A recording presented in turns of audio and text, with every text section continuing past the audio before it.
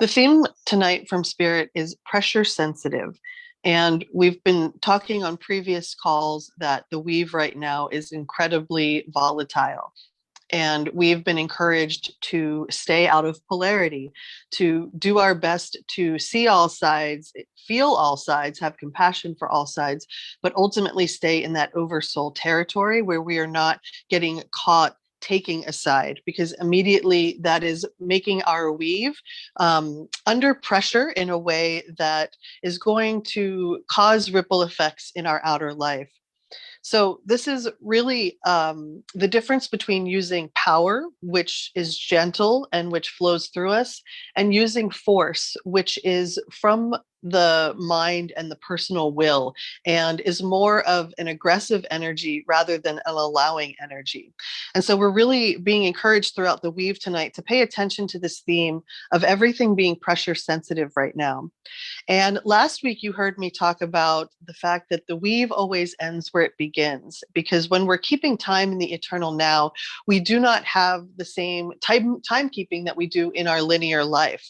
And so the way that we keep time in weave is that often we do not even know where our weave began until the ending comes around full circle. And so last week for episode 20, the spirit caller energy came around, and that was part of episode 2. So spirit was showing us that we had moved through an integration and that we had come out on the other side of this spirit caller energy. And now what are we going to do with it? And so tonight, when I went into meditation, we received the protecting treasure energy. And that was actually an allied energy of ours in episode 1, where spirit kept talking about the soul being the nest egg and being the treasure that we're ultimately protecting within the light body. And it's interesting because tonight it came up as a challenger energy. And spirit will often give us information gracefully and very lovingly and very gently. And then if we are not getting it, we'll be a little bit more firm or stern. Never, moving into what we would call human emotions of anger or anything like that, but just kind of presenting it with us with a little bit stronger of a nudge. And so we're getting that energy again tonight, but we're getting it with more of a stern monk type of energy coming behind it rather than this graceful energy that we received in episode 1.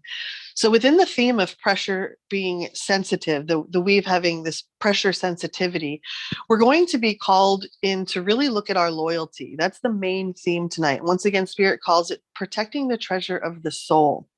We're also going to be talking about how we are healing the heart individually, but also collectively, and how we are merging heaven and earth, and we are releasing the divine interference that is been within our physical, mental, emotional, and spiritual fields, as well as the weaponization that has occurred on this earth, and how simply our consciousness tuning into our level of Christos or Christ-centered awareness, we are able to do that, each of us.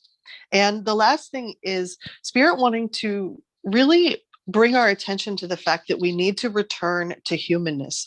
One of the things that Yeshua Christ brought forward was he was the original human being. He was able to hold the full spectrum of humanity, all of it, within his body. And he was one of the original human beings, the original souls, to be able to hold that essence in that time period. And we are being asked to return to that humanness, because there is a timeline developing from what we might call the powers that were, that want to strip us of that humanness and want to make us more of a group think, or what we might call the hive mind. And for those of you who've been with me for a while, you'll remember that on March 13th of 2020, we were told honeycomb or hive mind.